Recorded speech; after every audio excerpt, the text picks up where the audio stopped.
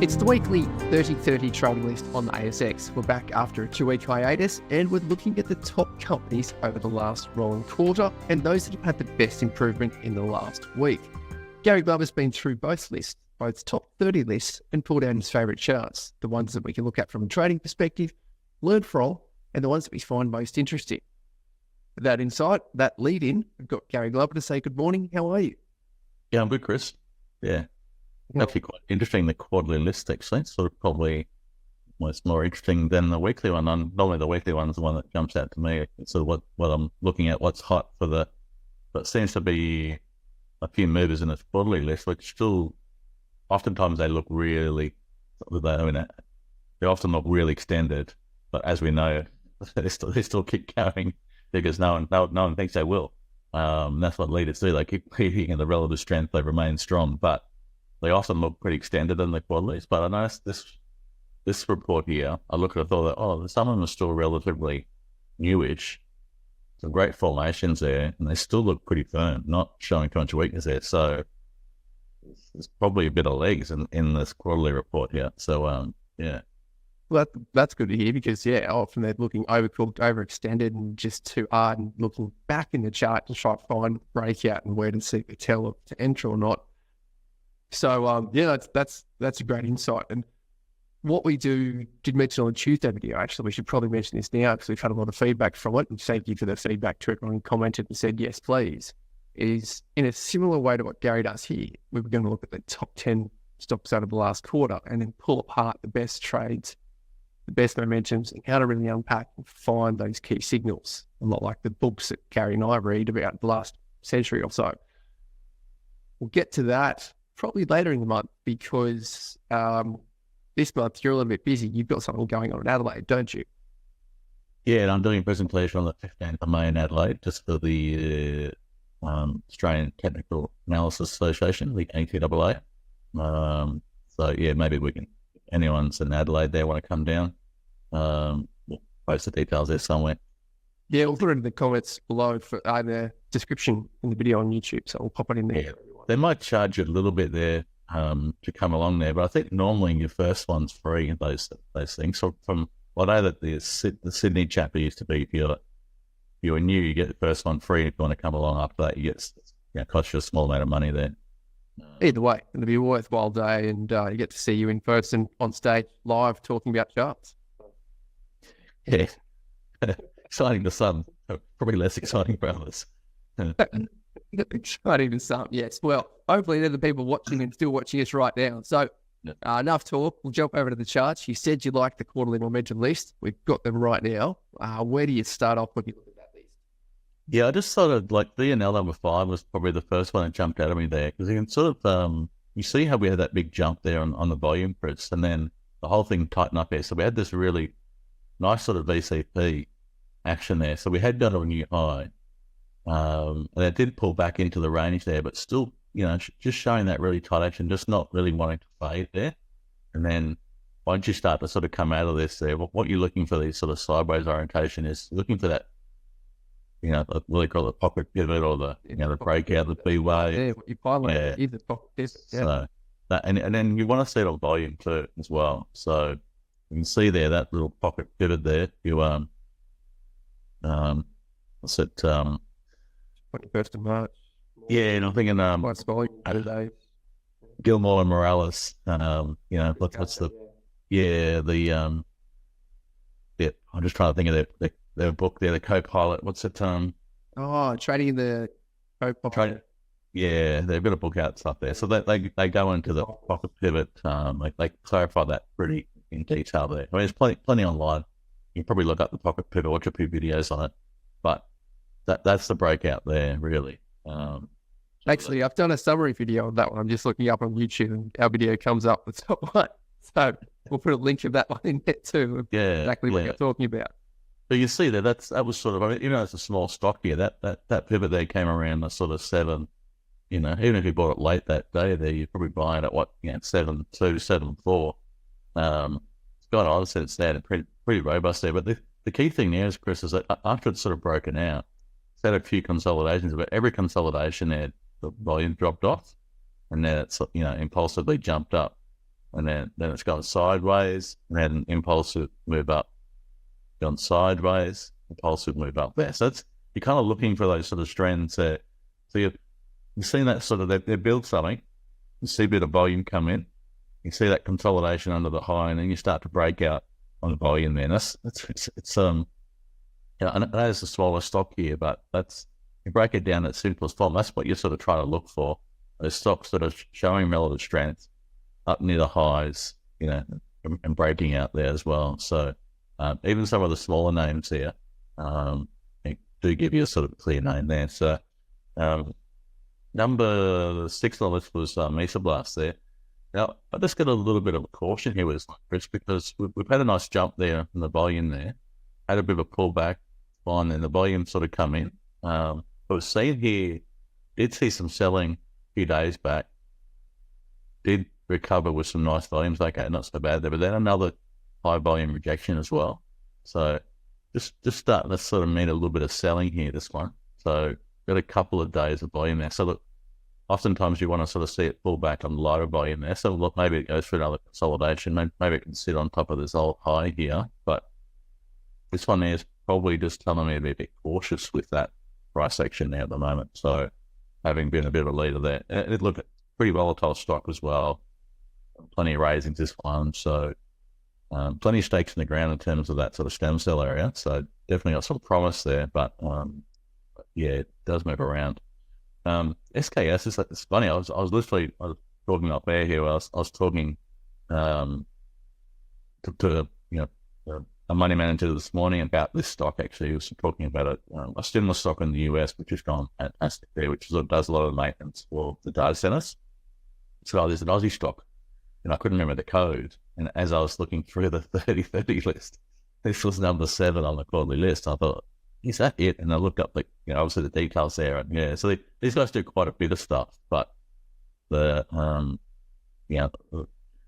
a lot of maintenance around the data centers is definitely a growing area for them. That's been a real growth area for them. So, and look, the share price has had an absolute tearing run here. So really interesting company, strong revenue growth, strong earnings growth in there, real growth sector moving forward there. So definitely, this is a company to keep an eye on here, because it's in a sector which is showing strength at the moment, and a company clearly showing a lot of strength there. But can't just go and buy this thing here. We need to sort of probably wait for a bit of a pause or a consolidation there. So I don't want to see the sort of stock, go through like a little pause here, like it did sort of maybe January and February. I want to sort of see it maybe cool off there at some point there. I mean, this has gone up quite a lot here now, sort of probably 20 cents to 80 cents. So, 400% return there. So some people will probably start, at some point, people will start taking some profits there, but it'll have a bit of a pullback or a bit of a consolidation there. But what we're waiting for there is a bit of a pause. So you want to sort of see, hopefully it goes through, has a bit of a correction. Maybe it does a little ABC, or maybe it does a little sideways pause for a while. And then it might give us a chance later on there. But and to sort of buy these things after they've rallied 400%. Because don't know whether that can pull back there. MMC, I thought this was interesting there, because this one again, it's had a pretty decent run here.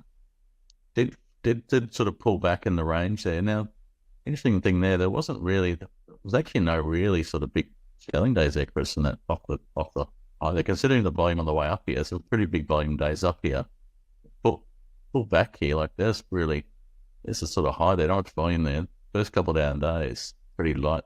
This day down here, extremely light.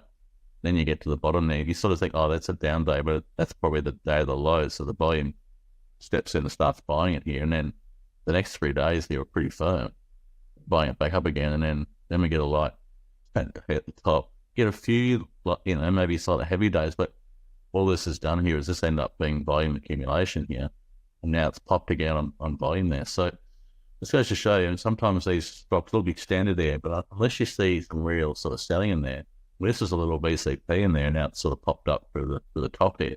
So you just don't know how far these things can run. So we can see here, these really strong stocks there, they tend to sort of, this is hard the 20 as well. So this is always a good, definitely sort of starting to look at the 10 and 20 moving averages a lot more than I used to. And I think the 20 is a really good guide just in general for a lot of stocks there.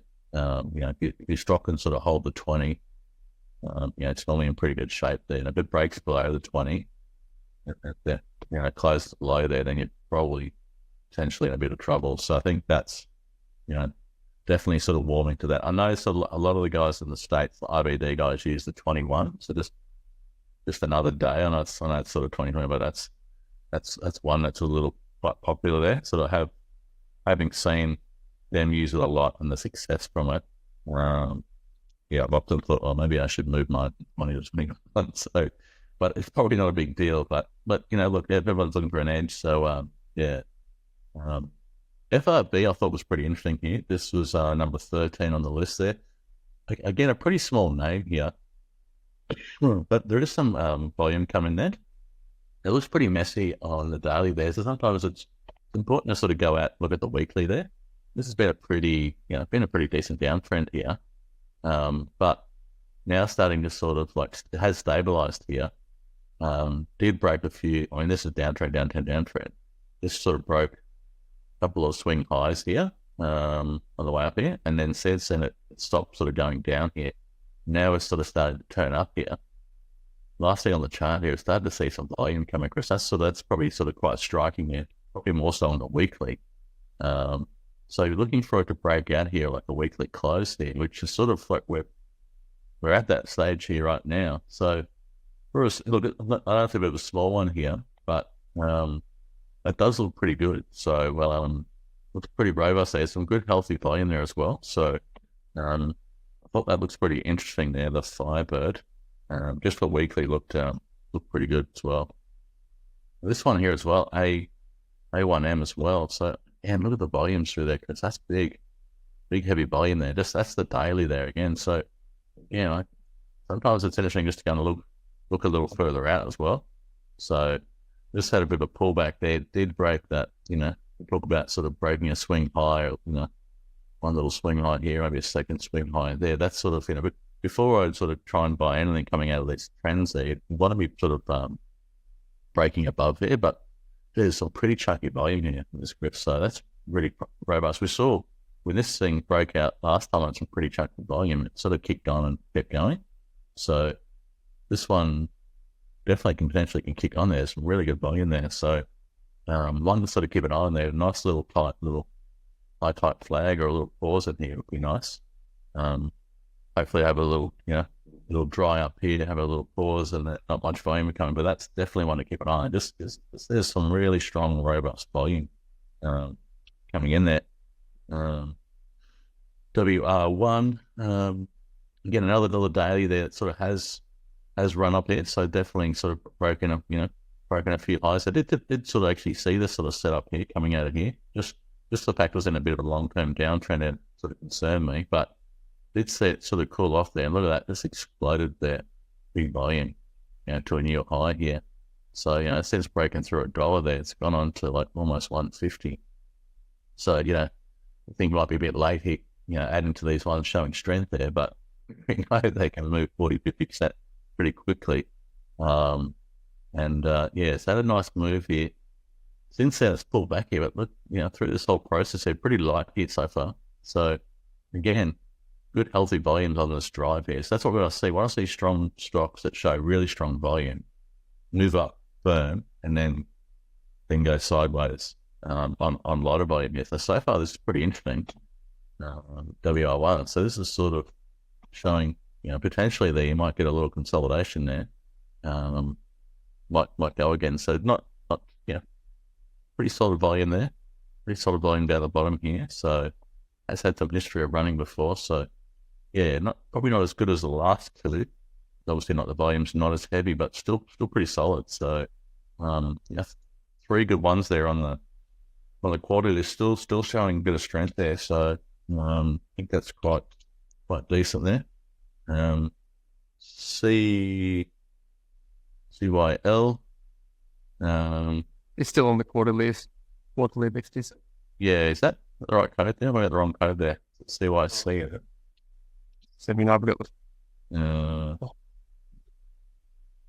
You keep going and I'll load up the list and check it. Yeah, that's right. Yeah, no, I think I've got the wrong code here. JMS was another one there, number 20 there. I mean, look at that. Again, it's a bit of a smaller name here, but, it's sort of gone from 18 cents up to 30 here. So now that's been pretty robust volume all the way up there. So again, that's kind of striking volume there. Pretty impulsive, now broken above these highs there. So we're out of this downtrend for sure here. So again, now we're looking for some sort of consolidation there. So these are how a lot of these sort of bigger moves sort of start, Chris. They start with this sort of big jump, big volumes. They run pretty hard. Then they'll have a consolidation, and that's when you sort of get your high side flag, or you might get your little up and handle, or you get your David Ryan, the consolidation under the high. You just get that pause there, sideways sort of cool off there, and then go again here. So there's a few on this list there that are actually looking pretty robust there, some pretty good volumes as well. So and it was CYL, was Catalyst Metals. CYL? Yeah, it definitely was. Just 2 spots above JMS this week. Yeah, I think there's I've got this on the list there. I've actually got I've got a cross beside this, so sort of, because it's overlapping, keeps sort of overlapping here. It's not, for me, there's not a lot of strong volume there. It's not really showing much interest to me. Yeah. Okay. That's a good point in itself. It's overlapping. So that's probably why it wasn't looking so good to me. When it came up, that's not it. Yeah. Well, I think it's important sometimes, because oftentimes we look at the ones we like. It's important to sort of show a couple that we don't like and why, sort of, So, you want to see a trend building. You want to see some pretty strong volume. You want to see impulsive moves. But if you're not, it's, a lot of volumes and it's overlapping, that's not really what we want to see there. Number 23, E&R. This one's interesting as well, because this is a massive BCP here, Chris. That. So weekly, come back here again. Third one here, so tightened up here. So this is our pivot day here. This is our B wave break here. So broken above the little BCP. So this is sort of what Minervini would be watching this BCP, and then looking for a bit of a breakout there, first high here. So is that on good volume? Yeah, pretty good. I mean, considering all through this period here how light it was. That's what I mean. You can see, like, this is just meandering here. No, struggling to go down, and no sellers in here. But we're just waiting for the bias to sort of, wake up and get charging again. But that's the problem there. Sometimes you see this VCP setting up. You can be here and you think, oh, this is ready to go. But then you're sitting here, what's that, the 14th of February, and the breakout is the 12th of April. So you're sitting another 2 months waiting. So this is the importance of sort of like, sometimes you're jumping in too early on these things. People want to, I know when I first started looking at VCPs, I wanted to get the jump on everyone else, because obviously everyone's looking at these things.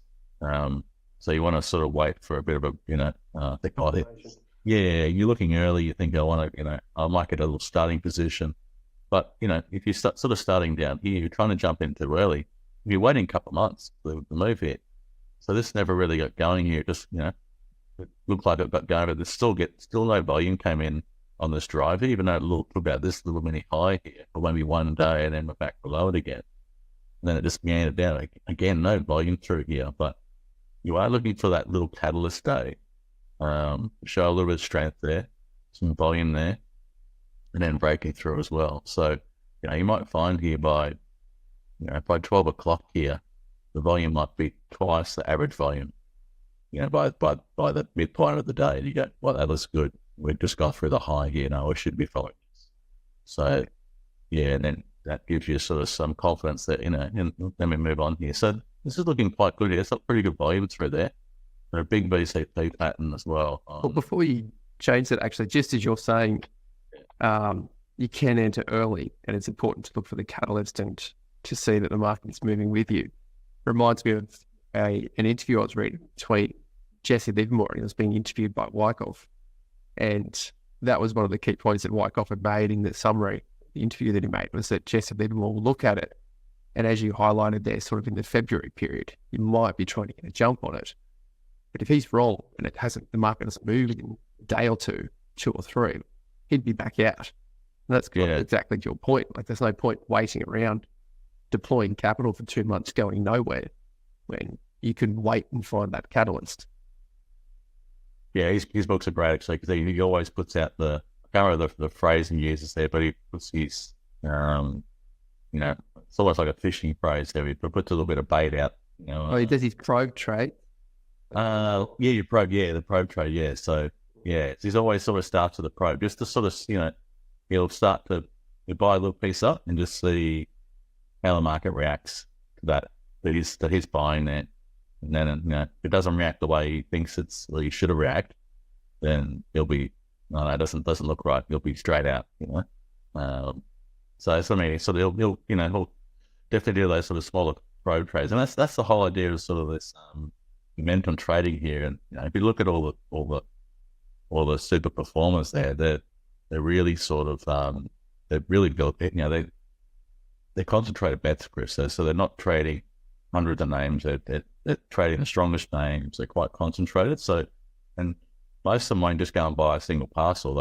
It's a the starting parcel shows strength, they add to it, it weakens off, and then close the day out. Like a lot of these guys, but if it closes in the negative, mate, they're out. That's there's a few traders there that basically they won't take a position home unless it's in profit. Imagine buying something and then it goes down a couple of cents here, and they're like, no, I'm out.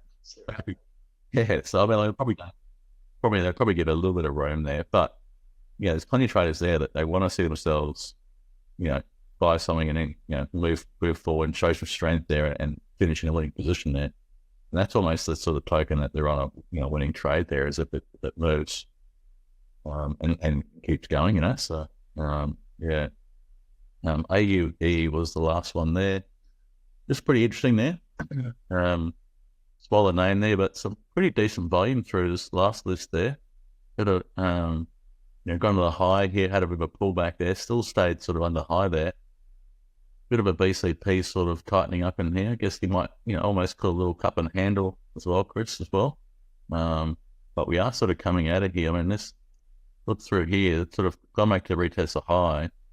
And there's 3 or 4 days down in here, not much selling in it at all. And then the only day was the low, and then now we're building again, and then we've got 2 big days breaking through here. So I thought that looks pretty interesting there. Pretty robust volume in here. So definitely showing some strength there. Bit not the most liquid stock here. We can sort of see in the chart there, but it does look quite good there. So there's some pretty good good stocks, good lessons there. Still some stocks that are, I still think there's probably about 4 or 5 of those stocks that are in play there. So I actually sort of circled about 5 of them. I'll add them to my sort of active list.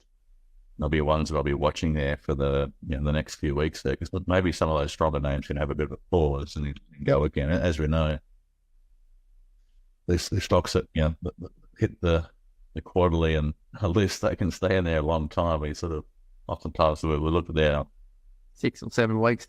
Yeah, we're looking at sort of this week and then the week after and then a month later and then 2 months later, nothing's still in there. So it's That's absolutely true about the quarterly momentum that you've listed, you've been through. Yeah. As you started discussing today, you were saying quite often you're looking at the weekly list, which we're about to run through, and that's where you kind of find the most inspiration and interesting charts. So as you're looking through these top 30 list for best weekly movers, are there anything that's jumping out at you as kind of a common theme or a similarity across these charts?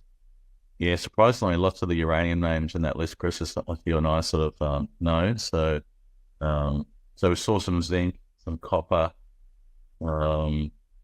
cobalt, I think was the other one as well. So yeah, even some lithium names as well, sort of a bit further down. But yeah, definitely, it's definitely all metals. Like I've been saying the last 2 or 3 weeks here, all I'm seeing is strength in metals, and that was pre the inflation.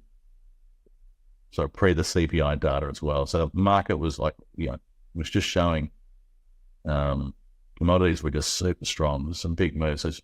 Even some of the soft commodities were all firm. It's funny, I noticed, going straight too far, but there was last week there was a talk about the cocoa's got 300%, so 3 or 4%. Everyone was talking about it. So it was, by the time actually the market, if the time everyone finds out about it in the market, that's usually too late. And there was actually some really good stories on Bloomberg as to why the cocoa price has gone up so much, because there's some bug over there gotten the plants and like ruined like one of the biggest crops over there. But so then, sort of got 300%. Everyone puts out, everyone's talking about it, and then Bloomberg will tell you why it's gone up 300%. It's like, oh, this thing could keep going, that's for the time you're finding about it. It's too late. It's all over. So if you've seen there, the cocoa has actually fallen. I think it might have been up 7 or 8% last night and was off 10% the night before. So it's already fallen like 19% here in the last 2 days. So, but yeah, it just goes to show the timing, sometimes you sort of finding out these things, all the noise gets there, not too late. But definitely some heaps of metals in the list. I thought number 5, CU6 was important there, and just almost sort of reiterates the point we were making there with, about those stocks that show relative strength and stay in that quality list. They can stay in there a long, long time. Now, CU6 is one that was in that list week after week after week, for maybe 4 or 5 weeks at least. And then it's had a bit of a pause there, and it even broken the 50, which is probably a little bit negative there. But you can see through here, there's, I wouldn't say there's killer volume through there, but, but through that period there, this thing sort of looks like it's sort of rolling over there. And there might have been one day down here, which just ended up being the day of the low, probably the heaviest volume day, and then it started to build again. And then look at this here. Now we've got, gone straight back up here. It shows some, probably the heaviest volume day of the year, apart from the one down here, but second heaviest volume day of the year, buying this thing back up to its highs here. So, and the next day we're at a new high on equal large volume as well. So just showing strength there. So just goes to highlight there, these sort of strong stocks there. You got to keep monitoring them as well. Like, there's no mistake here that we just keep seeing them in there, over and over again, and for much longer than we anticipate there. And but I prefer them to sort of hold the 50, but they can break through. I mean, you see, like Nvidia and some of them was broken through the 50s. Even like 360, MT1, they did have a bit of a cool-off break through the 50 and then build again. But I just see the volume start coming back in again. Jeez, pretty solid there. So just go to show you, just got to keep them on the list there. These sort of smaller stocks there. WKT, well, there's a little bit of a B wave break in there, just sort of small one there, broken above here. Has it closed above there? Not the best setup there. EM instead. EM2. EM2 is the one we sort of covered before. Some reasonable volume there. Just probably want to keep a close eye on here, just because pretty chunky volume coming out of here. It's a bit of a kind of rectangle in here rather than a BCP, but pretty heavy volume through here. So it's not potentially. I think if it closes above sort of this last year highs there, maybe close above 8.2 there, potentially could go on, but probably too small for me. But yeah, just interesting. There's some good volume in there. CZ, bit of a BCP setting up in here, Chris. Again, not bad volume here into the high, so big volume up into the gap up here, and then we've had a bit of a pullback there. Then a bit of a rally here, rounds off, another rally. So it's not looking too bad here. But my find this might use up a bit more time, but it is still staying relatively high in the trend there. Is a bit of a BCP carrying there. Probably a bit small, but is constructive there. Liontown number 7, that's pretty interesting to me. I do have a small starting posse in Liontown there. And we do have like a little bit of a nice ABC in here, but now we've got this BCP occurring. So we've got one leg down here, second leg which is slightly smaller. Now we've sort of got a consolidation here as well. So I did sort of trade the 0, 1, 2, 3 in here, had a nice little move, and then it's pulled back, but didn't really go on with it. But now we've sort of got this pullback there, second pullback, and just nice consolidation. And so it hasn't really got going here. It still might be sort of in that in the tightening phase there, but I can see a lot of these lithium names starting to build here. We know the lithium price is balanced and it's had a really massive correction. We're just starting to see some of the other commodities come to life there. So seeing zinc, tin, and copper. So yeah, lithium is another one that's been out of favour for a while. Just definitely has stabilised the lithium sort of prices there. So all the stocks are sort of starting to kind of build bases there, sort of building a few higher lows. So definitely a bit of a watch there for me. So I've only sort of small there with that one, but yeah, I think the PLS is a bit more constructive there. That's got a few higher lows in there, some bigger volume down the lows, and it looks a bit more progressed as well. But yeah, number 11 on the list, Pexa. This is pretty interesting here. Had a big jump here yesterday, and I think this is potentially a bit of a game changer for us as well. So if you think about, we talked about MP1 360, I think, a few other sort of bigger names in the last year there, where they've sort of suddenly had news come out, some good news, and whether it's a big upgrade or whether it's shifting sort of from being in from just revenue line, not making money, to now sort of hitting break even, and now starting the Pexa basically has done a deal in the UK with NatWest Bank. So Pexa does all the settlements, like 90% of the properties in Australia. If you know, in the UK, properties don't, properties, there's no sort of, it's a bit of a, I'm not saying Wild West there, but in the UK, when you buy property and you sign a contract, you can basically renege on that. You don't have to basically settle on a contract. You can almost go to like the day before and say, now, the market's moved, I don't want to pay that anymore. And you can pull out of the deal. It's not like Australia here. Once you sign a contract, you pretty much, you get your little cooling off period and you're sort of bound. But there's heaps of, it's a lot more issues in the UK and stuff there. But so NatWest have basically come out and said that they'll, do 48-hour settlement, digital settlements with using Pexa. So pretty large bank in the UK saying that I think this is going to be great for customers and just the whole process. So, but I reckon that's it's big news for Pexa because currently, if you're already 90% of Australia, you can't grow in Australia. You need to sort of grow another market there. And we know, like the banks in Australia here, once one bank adopts methodology, they all often follow. You can imagine if basically sort of like our banks here took a month to settle on properties, and then one of the banks said, "Oh, we've got this new process with digital online. We'll be able to settle within 48 hours. It'll all be instantaneous, safe." They'll all just follow. So I think this is pretty interesting here for Pexa. I don't want to sort of get too fundamentally because I'm a price guy here, but we have jumped up here, pretty good volume, pretty impulsive move. They've gone back to retest the high here, but I thought the weekly looks pretty interesting as well. So it has been trending down for a bit. So we did get a first high low in here and then get to a new high. Now we've sort of come back again.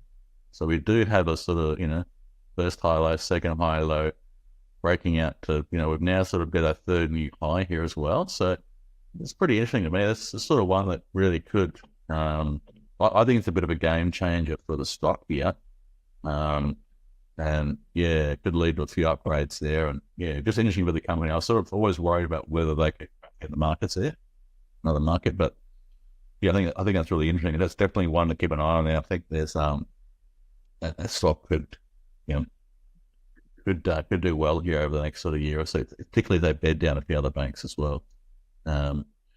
GUE I thought looked okay there. A little bit of a BCP there, Chris.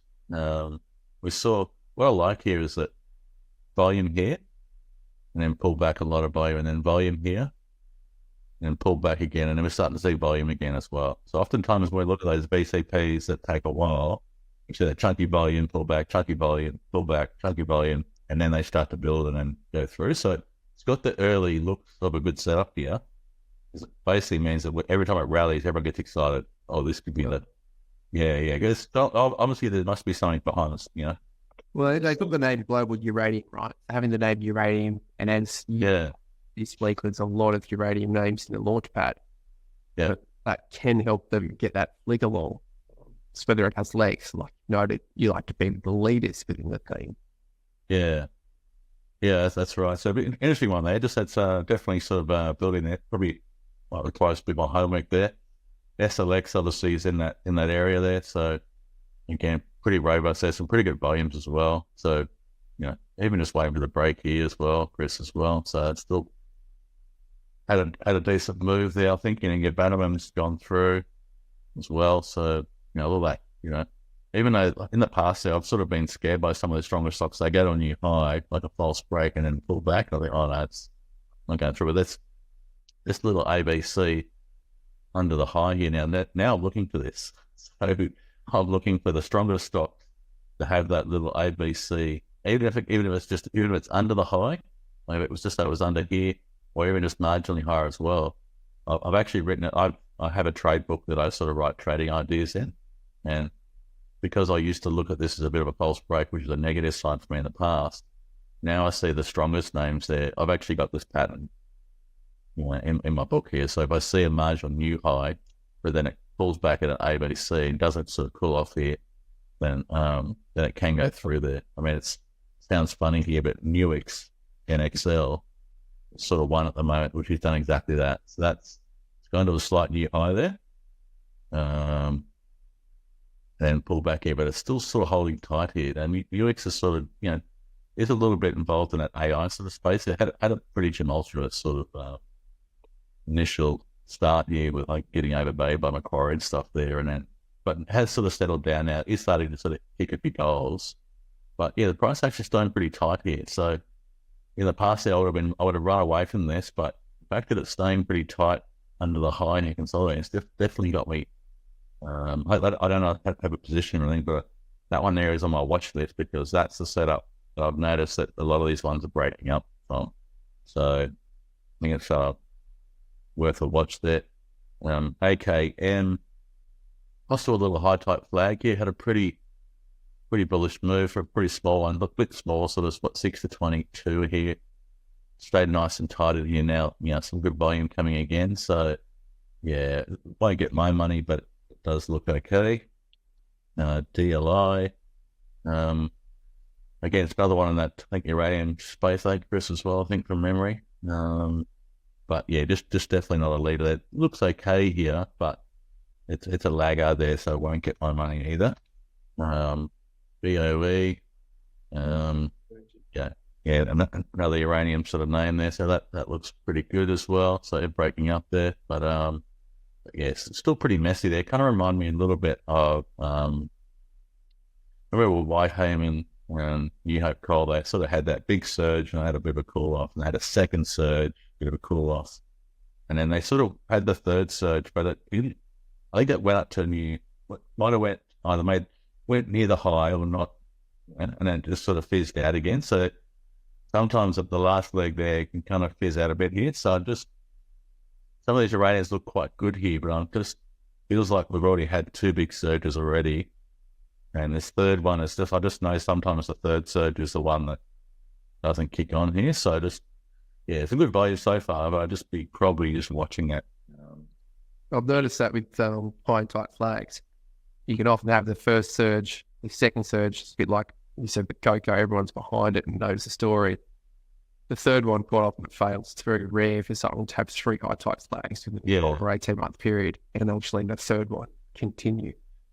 Yeah, it's always the one that's getting a bit risky, so as well. So you, particularly when you've had some pretty big moves as well there. So and it's pretty buoyant too. And now the whole market is consensus bullish uranium. So by the time everyone comes around, so if you listen, I listen to Ozbiz here all day. So, but every analyst probably come on the last week would be, uranium, yep, bullish, yep, like it, yep, everyone likes it. So it's like, but it's no one's liked it the last year, but now suddenly everyone loves it. So that should be telling you, it's going to be a bit cautious here as well. So, number 19 IGO. So I do actually have posi here, just because I covered this one here. So we got our low. We had like a nice little descending wedge in there. We did get a little false break. I think we've got a 0, sort of 1, 2, 3 pattern in here, a little fourth high low as well. So depending on how you count it here, but we do have a series of high lows there, just nice little base there. And then breaking in that little B wave the other day, which I thought was a good sign on good volume as well.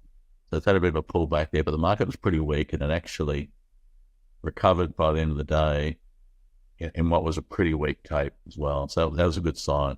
So yeah, not impulsive here, but it does look like it's sort of building quite nicely here. So I do like this one there, but seems to be taking a bit longer than I'd like it to be. Love it to be being a bit more impulsive there. I mean, S32, that's already sort of hit that was my sort of, that made a little 0, 1, 2, 3 in there. And then we broke up there, bought the first day up, and then I was looking for it to get to 360. So I'll probably take my profits on that already. Good volume through there, pretty robust. So that's telling me that looks pretty good overall. So I'm just hoping this one will, maybe hit this level here, maybe go through a little consolidation. Maybe we'll get a little, something like this, little tight, something a little 2 or 3 weeks on its side here, just nice and tight here, volume will subside, or maybe we'll get a sideways pattern there, but it doesn't always come there. Sometimes they can just break up and keep running. So, but you just got to trade what we trade, I guess, trade your own rules and all that sort of stuff. So, but yeah, that looks all right. I think GHY, this is pretty interesting. Oh, okay. Well, I was looking at this before the break. So for everyone who's watching, Gary gets this list on Thursday during trading day. So yeah, so I was looking at this thing. I think, oh, this is really interesting because the whole thing had tight. So if I block this out, this thing was basically a beautiful little triangle in here, like a little isosceles triangle. And look at the, so it's had good volume up into the high, and then pretty, lot of volume there. It might have been, I think there was one day down here jumping up. Might have been another little sell off a little high there. But even lately, the volume's just dried up, really, really dried up here over the last few days there. That day there was maybe a little bit of a guide as to sort of that maybe you might break up here. This is what I was thinking, and then the volume down was negative, and then it was still hanging on. I said, this looks like it's more likely to break up, just because this is up, this is sideways, this is up, this is sideways. So normally you're going you're normally following the trend. So these isosceles triangles, they can break either way, but the odds do favour a break here. So if I wasn't sort of doing this, there's sort of been one here that, you could have bought this. If it was going to gap up here, obviously maybe something new down there today. But that's a pretty good sign there, little isosceles triangle. And that should really kick on, Chris, to, 180 here. So it should get on new high. Well, that's actually, looking at the volume right now, it's 11:41 that we're recording.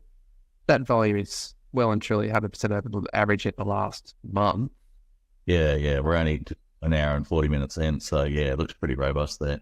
So, you could buy that on the open there, Chris, as well. People might say, how do you trade that sort of stuff there? So, you probably, you can buy that on the open there. So what's it opened at 148? So are your stops? So regardless of sort of, I'm looking for this to go to 180 there, or maybe a little bit higher there. So that'd be, say, 32 cents. So to me, I would have to have a 3-for-1 minimum. So if it's 32 cents is my the target, then I'm probably risking around 10 cents, So I'd have to stop at least sort of, 10 cents there if my target's up around the 180 there. So you might even probably just, that little gap there, what's that, maybe 143 or something there. So if you bought at 148, you might say, look, I might put it back at 141 or 139 or something like that, give yourself a little bit of room.